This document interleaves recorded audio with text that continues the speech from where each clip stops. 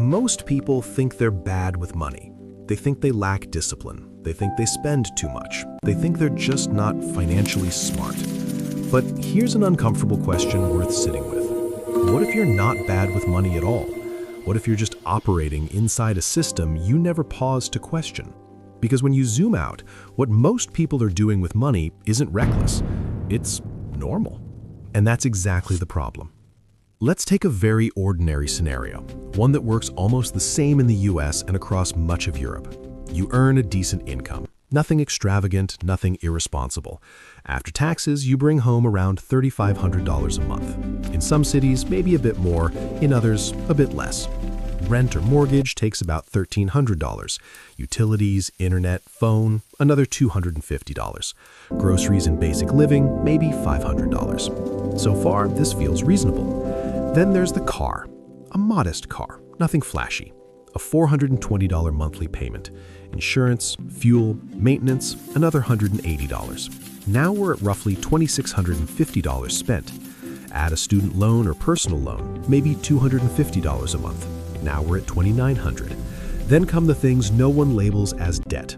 Streaming subscriptions, occasional takeout, clothes that feel necessary for work, the social pressure to keep up, dinners, birthdays, short trips.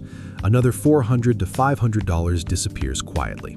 And suddenly, you're at the end of the month wondering where your money went, even though you didn't do anything extreme. This is where most people assume the problem is personal. I should budget better. I need more discipline. I'm just not good with money. But look at the structure. Your biggest financial commitments, housing, transport, education, were decided early, under pressure, and normalized by everyone around you. No one sat you down and said, hey, this choice will quietly control your next 10 years. Let's slow this down and look at one simple number. That $420 car payment. On paper, it doesn't look dangerous, but over 5 years, that's $25,200, not including insurance, not including fuel, not including repairs, just the payment. If, instead, you owned a reliable older car and saved even half of that, $200 a month, invested conservatively, at a modest 6% return over 30 years, that single decision could grow into over $190,000. Not because you were brilliant, not because you hustled, but because you weren't bleeding cash into something that only feels like progress. This isn't about cars, it's about how modern money systems turn convenience into obligation. So why do smart, educated people walk into this? Psychology. Most financial decisions aren't logical, they're social. We anchor our choices to what feels normal for our peer group. We upgrade when our income increases because standing still feels like falling behind.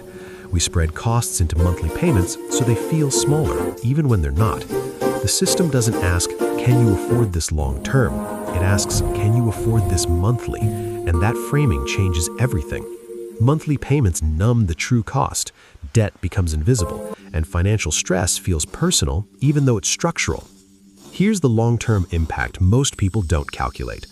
When most of your income is pre-committed to housing, transport, loans, and lifestyle maintenance, you lose flexibility. You can't take career risks. You can't downshift when burned out. You can't invest meaningfully. You're not broke. You're financially locked in. And the longer this goes unexamined, the harder it becomes to change.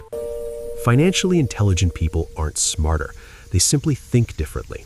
They see money as optionality, not status. They focus on reducing permanent commitments, not maximizing lifestyle. They ask, what does this cost me in future freedom, not just monthly cash flow? They don't avoid comfort. They just refuse to confuse comfort with progress. And most importantly, they don't moralize money. No guilt, no shame, just clarity. So if you feel stuck financially despite doing everything right, that's not a personal failure. It's a sign you've been playing a game you never designed. The moment you start questioning the structure, not yourself, is the moment things begin to make sense. If this way of thinking helped you see money a little more clearly, consider subscribing for more calm, realistic conversations like this.